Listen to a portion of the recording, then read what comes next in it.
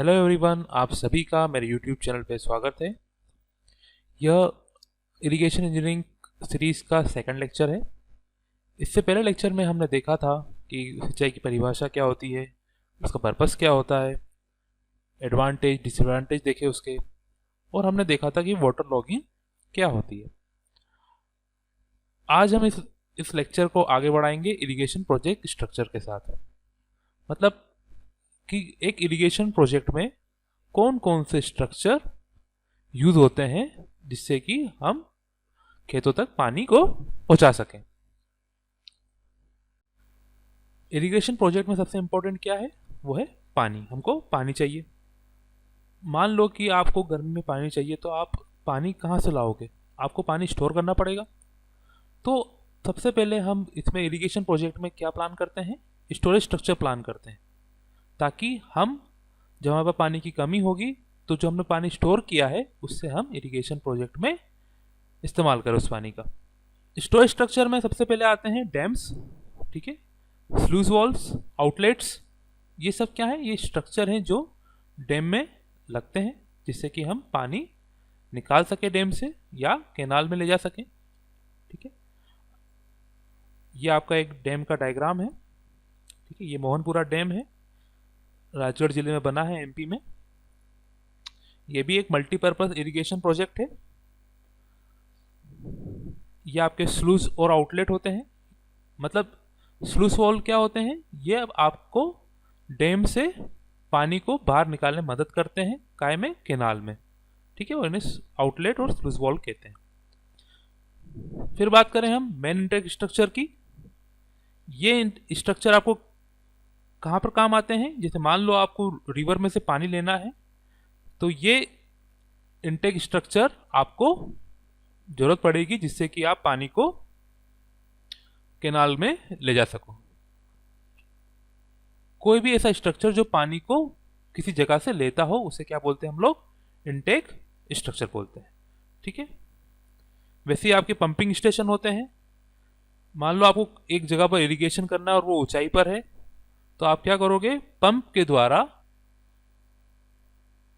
पानी को रिवर में से निकालोगे और उसको सेंड करोगे कहां पर? इरिगेशन सिस्टम में। पूरा कैनाल सिस्टम है यहाँ पर। ये कैनाल सिस्टम क्या करेगा? धीरे धीरे आपको आगे जो आपके खेत हैं उस तक पानी पहुंचाएगा। किसकी मदद से? कैनाल की मदद से। हमारा स्टोरेज स्ट्रक्चर हो गए। ये क्या काम करते हैं? ये पानी को स्टोर करने का काम करते हैं। इंटेक स्ट्रक्चर क्या है?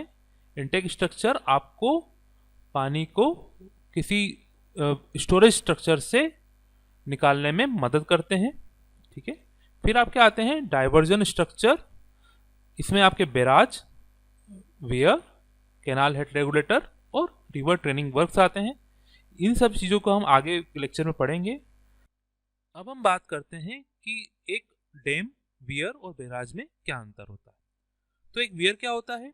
एक वियर इम्परवियस बैरियर, मतलब ऐसा स्ट्रक्चर जिसमें से पानी निकल ना पाए, उसको हम बनाते हैं रिवर के अक्रॉस बनाते हैं। मतलब रिवर में पानी को रोकने के लिए हम बनाते हैं, जिसका उपयोग पानी के लेवल को बढ़ाने का होता है। मान लो कि आपकी ये रिवर है, ठीक है, मैंने इसमें आगे यहाँ पर एक वेयर बना दिया, तो ये क्या कर रहा है? पानी को रोक रहा है। साथ ही साथ ये क्या कर रहा है? पानी के लेवल को भी बढ़ा रहा है। ठीक है, तो वेयर का क्या काम होता है? पानी को रोकना और पानी का लेवल बढ़ाना। ठीक है, अब बात करते हैं, एक और इसकी खास बात होती है कि जो आपका वियर होता है उसमें से पानी ऊपर से नीचे जा सकता है। ठीक है, मतलब पानी उस वियर के ऊपर से ओवरफ्लो कर सकता है। ठीक है, अब बात करें बैराज की। तो बैराज में क्या होता है कि बैराज में आपका एक और स्ट्रक्चर इस वियर के ऊपर ही होता है, वो होते हैं एडजस्टेबल गेट। क्या होते हैं? आपके गेट्स होते हैं जो पानी के लेवल को बढ़ाने के साथ साथ उसको पानी के लेवल को मेंटेन भी करते हैं। मतलब अगर मैं इसको खोल दूंगा गेट्स को, तो क्या होगा? पानी उसमें से निकल जाएगा, जिससे कि एक कांस्टेंट लेवल में मेंटेन कर सकता हूं। किसके केस में? बैराज के केस में। अब बात करते हैं डैम की। अच्छा, एक और खास बात बैराज की ये है कि इसमें से कभी भी पानी ओवरफ्लो या इसको टॉपल नहीं करेगा, मतलब पानी गेट के ऊपर से नहीं जाएगा, गेट के नीचे से जाएगा।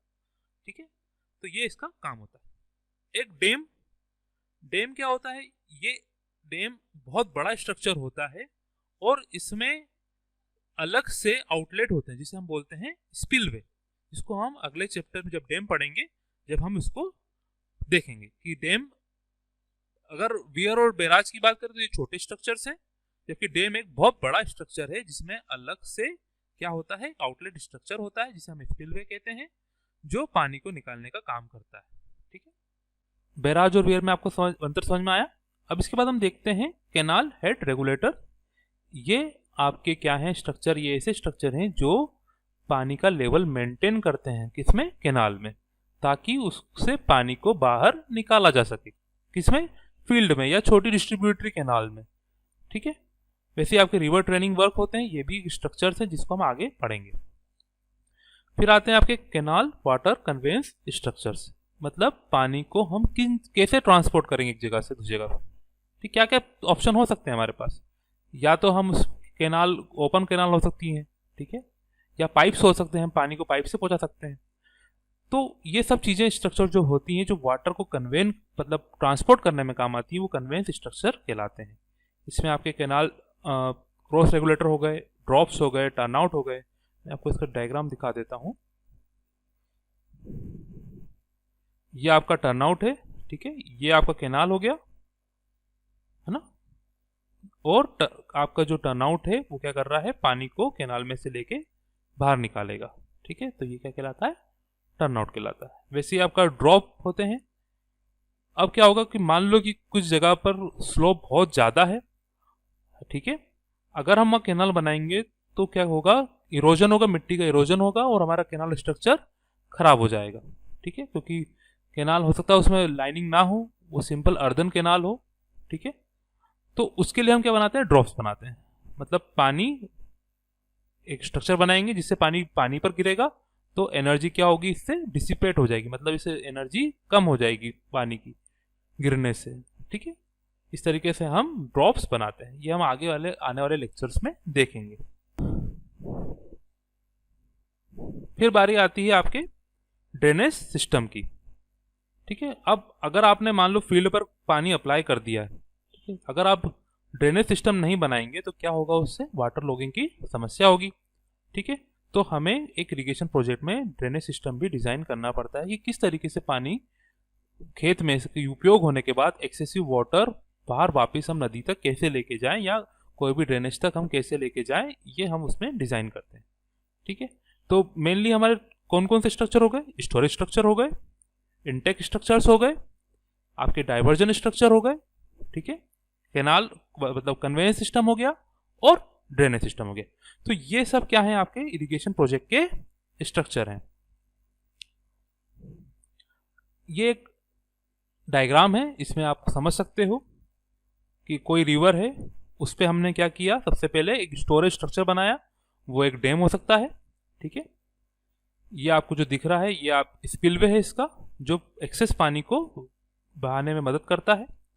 ठीक है, फिर ये आपका एक डाइवर्जन स्ट्रक्चर है, दिख रहा होगा आपको, ये एक स्ट्रक्चर वियर भी हो सकता है।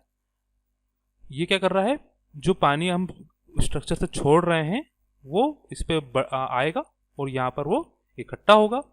एक लेवल आने के बाद कैनाल हेडवर्क्स के द्वारा हम क्या करेंगे, कैनाल में पानी को भेज देंगे। तो ये एक टिपिकल डायग्राम है जिसमें पूरा हर चीज़ स्ट्रक्चर शो किए हैं, जैसे डैम हो गए, आपके हेड रेगुलेटर हो गए, फिर आपके डाइवर्जन स्ट्रक्चर वियर हो गया, आपका कन्वेंस स्ट्रक्चर कैनाल हो गए। इस तरीके से आप क्या करोगे, एक रिवर का मतलब एक पानी का सही तरीके से इस्तेमाल करोगे एक इरिगेशन प्रोजेक्ट में। तो आज के लेक्चर में इतना ही। अगले लेक्चर में हम देखेंगे कि कौन कौन सी मेथड्स होती हैं इरिगेशन की, ठीक है, जिससे कि हम पानी सप्लाई करते हैं फ्रॉम कैनाल टू फील्ड। ठीक है, थैंक यू।